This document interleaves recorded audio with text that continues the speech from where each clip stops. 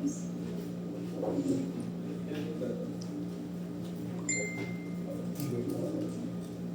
me po ito.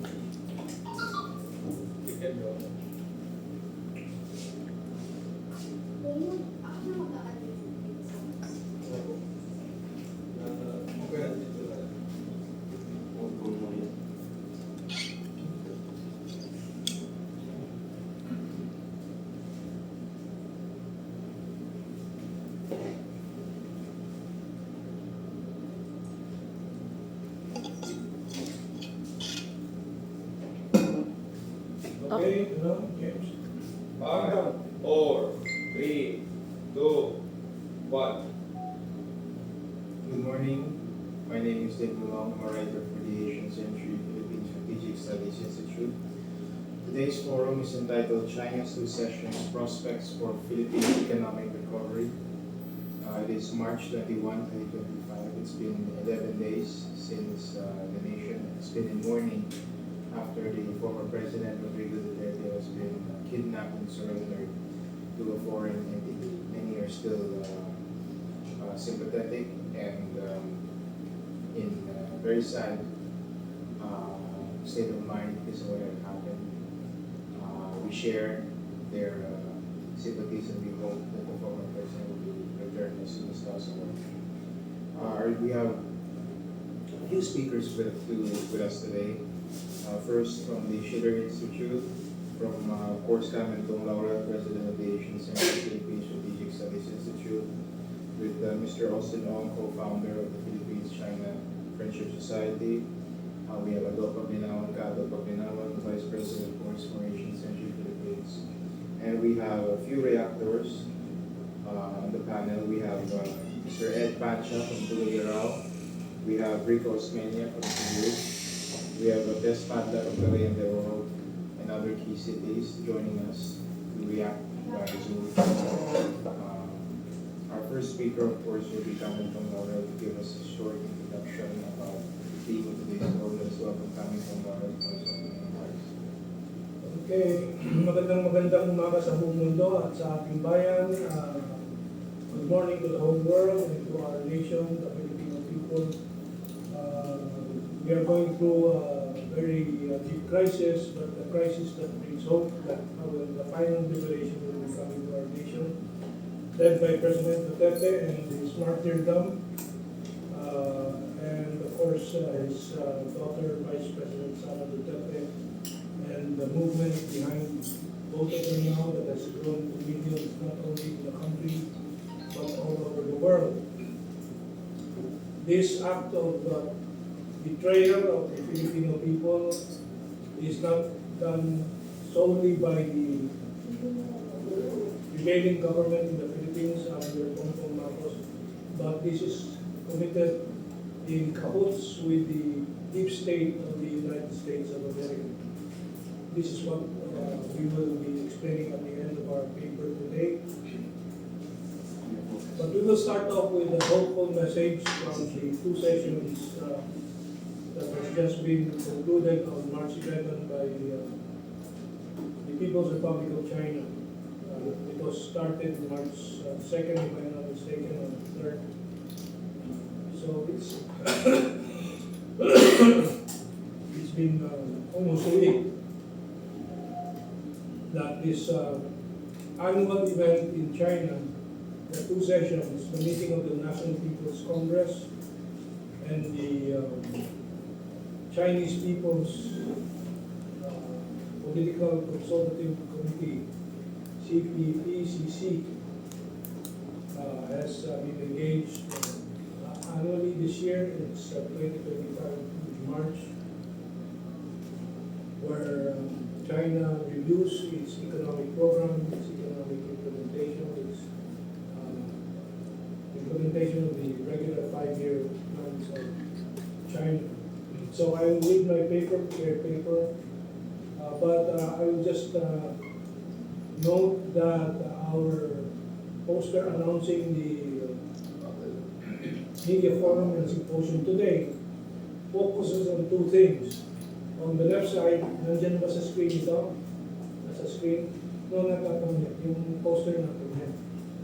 shows the achievement of China's economy in the year 2024, 5.1% growth, despite the constant doomsaying of many in the Western media. 5% growth of the world's largest economy by PPP, power purchase capacity, is a very huge achievement. On the right side is a news from Eurasia highlighting the dilemma of the Philippines today, where economic development has been ground to a halt, primarily because of mistaken and erroneous foreign policy.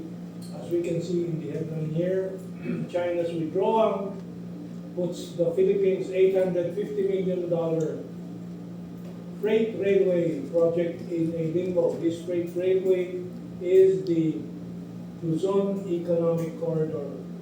That is a railway between Subic and Clark, all the way to Manila and to Batangas, to the ports of these key cities and shipment hubs, trade hubs.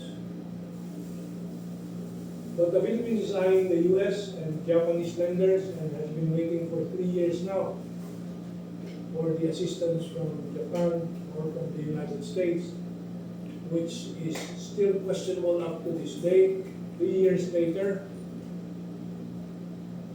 And given the crisis in the US economy and financial system, it is highly doubtful that the US will be able to extend assistance. Likewise, Japan. We will give more details as we go along in this paper of ours. So my title is Two Sessions, China's Stabilizing Role for Peace and Prosperity. Just a bit of a note from the title. China, we're stressing the stabilizing role of China for global peace and prosperity, because in contrast, the United States of America is in a trade war with friends and foes alike all over the world, imposing tariffs left and right, even on so-called allies. Actually, there are no more allies to the United States when it comes to trade and economics. Maybe only in creating war they are looking for allies, but not for the economic prosperity of allies, friends, and the world. So remember that this is not the only project that has been postponed or delayed. The Luzon Economic Corridor, the Mindanao 1,100 kilometers circumferential railway of Mindanao has been cancelled effectively. The South Railway from Manila to Bicol has also been cancelled. These are all into the multi-billions of dollars projects with China. Have all been cancelled. Likewise, the North Rail from Manila to Northern Luzon. These economic and financial issues are being swept under the rug by the present government of the Philippines, which is unconscionable. But this government does not have any conscience. It is collaborating with the American deep state to drive the Philippine economy down in preparation for a proxy war by creating an impoverished nation where soldiers are easy to recruit, where the population is driven insane by poverty and confused. So, the title again, I stress, is a contrast of what China provides the world and the Philippines if normalization is established versus what the US deep state is offering to the world and to the Philippines. China's 2025 two sessions reviewed government performance and projected its plans in coming years based on its regular 5-year plans. In previous decades, these annual meetings of the National People's Congress and the Chinese People's Political Consultative Conference have proved their superior democratic ideological leadership and governance to guide the country in becoming the largest and most innovative economy in just over 7.5 decades. As you can see, this is from an IMF forecast on the role of China and the Chinese economy in the world economy. China to remain the single largest contributor to global growth, and the pie that you see there will show the contributions to the world economic growth 2024 to 2029, almost the entire decade ahead of us. The rest of the decade ahead of us, as forecast by the IMF. China to remain the single largest contributor to economic growth. As you can see from the pie chart, China represents 20.70% today of the global economy. The United States is only second, almost just half of China, at 11.60%. India is the third at 14. India is the second at 14.080%. The United States is only the third at 11.6%. The rest of the world is 26.4%. So we can see the significance of China's contribution to the world economy. If you want to look into the details, you can look at the right side of the graph chart.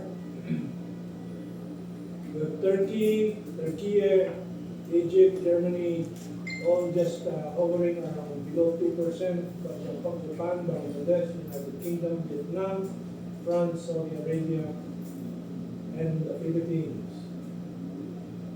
So again, we stress that the rest of the world does not even, the rest of the world just about equals China's contribution to the world economy.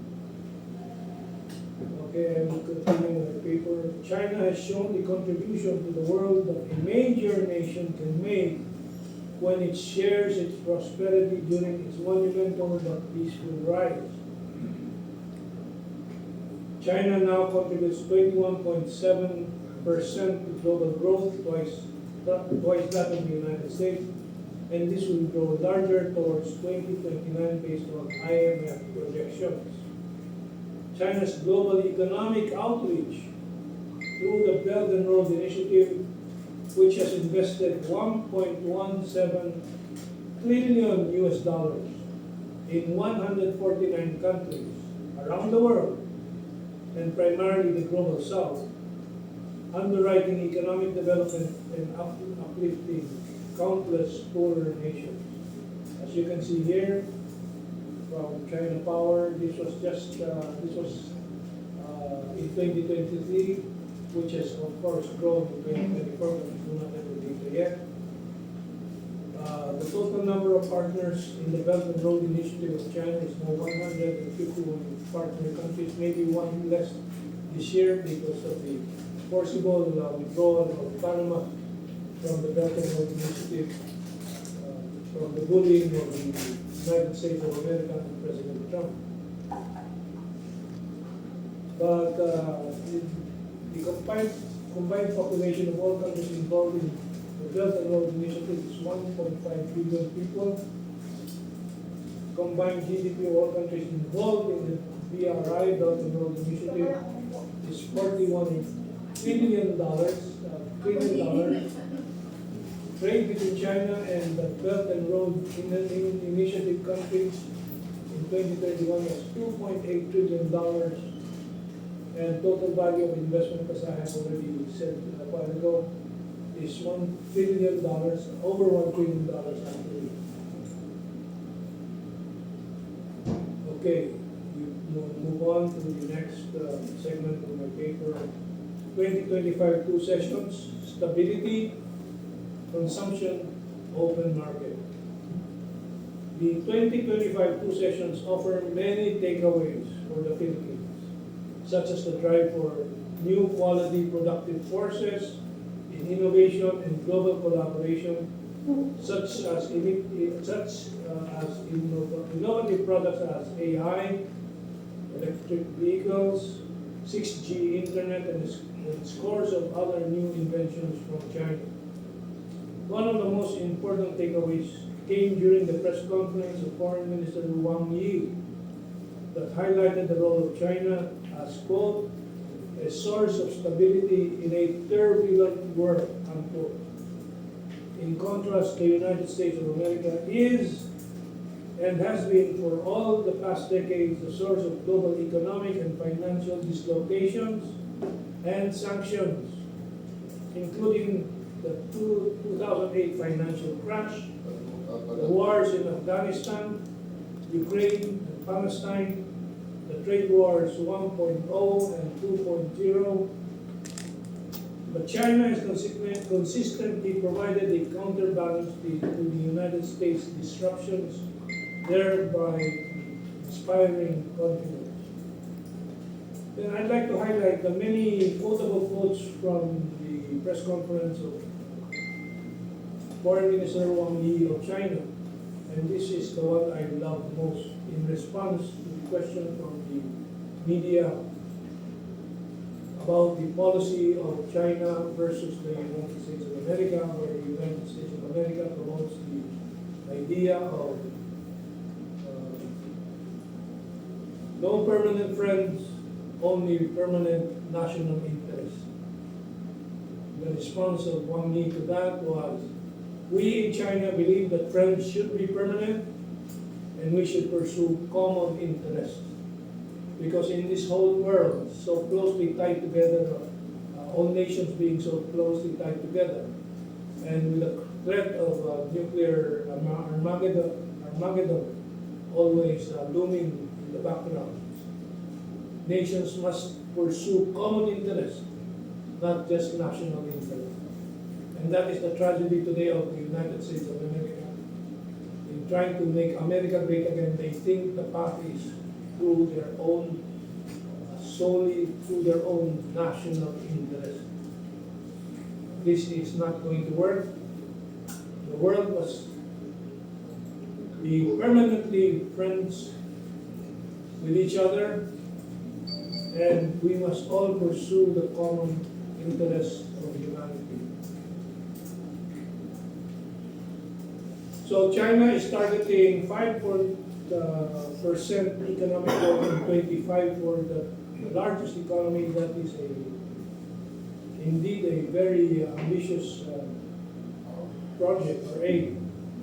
A huge project that will give its middle class of 400 million and growing consumer market a major boost by the Chinese government to spur consumption. Meanwhile, the Philippines is losing out on the food exports to China compared to ASEAN and other competitors, sliding behind Vietnam in the past year in banana exports to China. If the Philippines doesn't shape up soon, the Philippines will lose market share permanently and billions of dollars in exports. Despite Philippine provocations, China's arms continue to be open to all global South friends, including the Philippines. In December 2024, the Philippine delegation enjoyed sales of $1.6 billion at the 7th China International Import Exhibition in December of 2024, just a few months ago. Also anticipated is the incoming investment of $3.5 billion investment from the Panhua Group for a comprehensive steel mill in the Philippines. And this is just one among many others that are waiting in line. The Panhua Group project, when operational in the next few years, will generate 20,000 Filipino jobs, very badly needed jobs.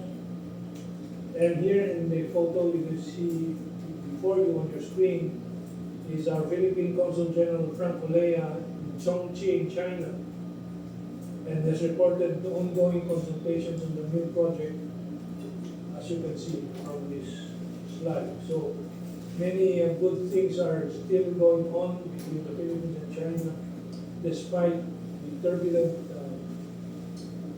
waters that has been stirred by external forces between the two countries. The Philippine dilemma today, I will now explain, is the manufactured conflict in the country. The Western powers, called by various alternative media as the deep state, the bloc, and other terms, have plunged the Philippines into a new, intensified phase of destabilization and polarization through the use of U.S. proxy assets led by Bongbong Marcos to abduct and kidnap former President Rodrigo R. Duterte, to bring him to The Hague to be detained unlawfully. This is a gross violation of Philippine sovereignty and all the principles of due process and speedy justice. The escalating destabilization and division in Philippine society is a continuation of the U.S. deep state's build-up towards a new proxy war that kicked off in 2011 with the U.S. pivot to Asia with a stated objective of containing China. The new U.S. Trump government is trying to extricate itself from the Gaza and Ukraine quagmires, but to shift to Asia as its renewed target. The Philippines and Taiwan have become the key U.S. jump-off point for tension and conflict against China.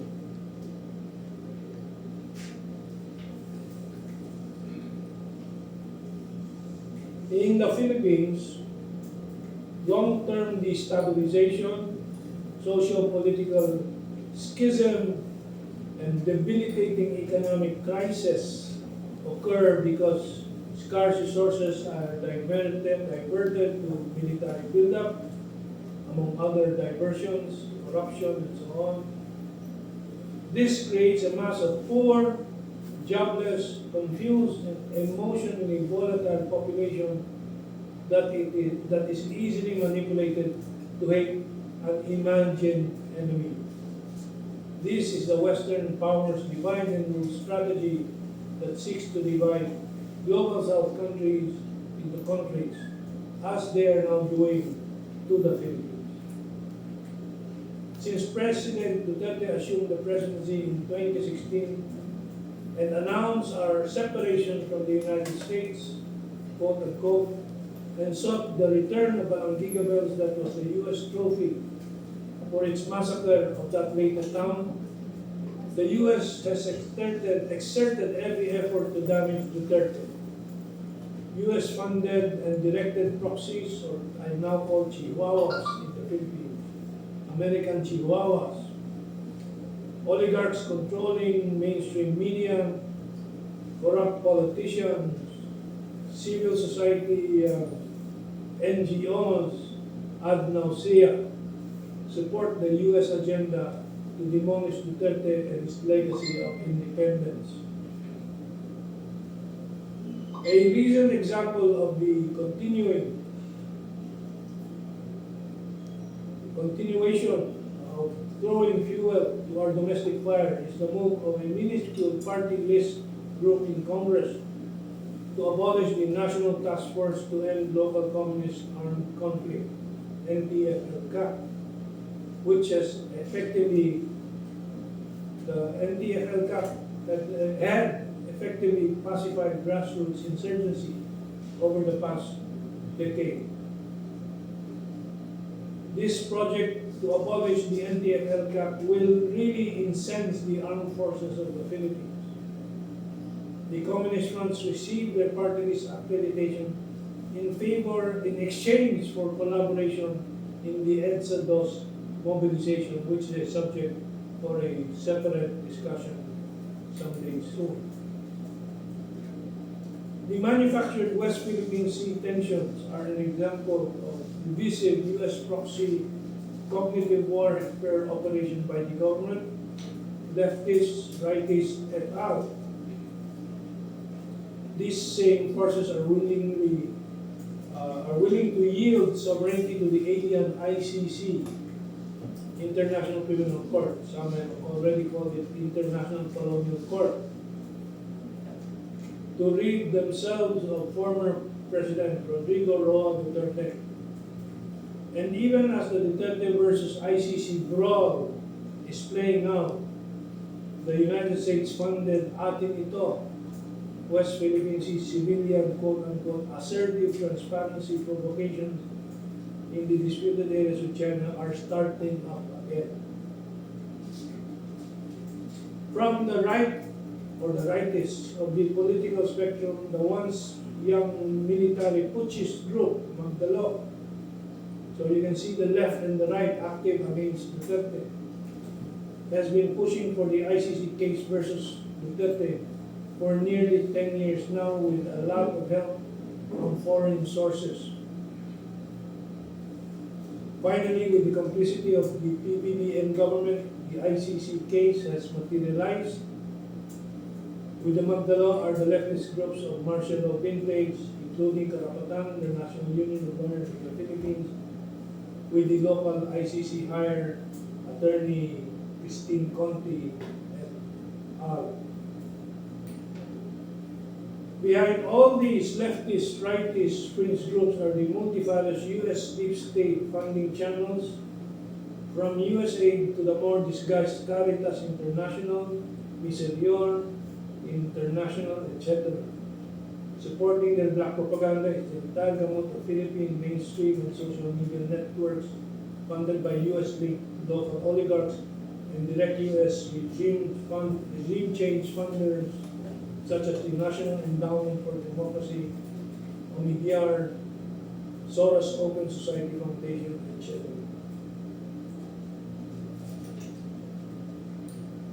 We are providing this background on the Philippine situation to help the public understand why sovereignty is fundamental to our nation's ability to rise above the quagmire. The U.S. state will keep targeting any national leadership that makes genuine efforts to address the fundamental challenges to Philippine society. The U.S. interferes in Philippine governance through the oligarchy's exploitation of the economy and control of politics through corrupt politicians beholden to the U.S. deep state and the oligarchy. This is why they have targeted and are targeting the Dutertes. It's only 9:28. One of our provincial city reactors, Rico Osmeña, informed us earlier that he has to leave at 10:30. So we will open the discussion with our reactors as soon as we can. Rani, we can have initial reactions of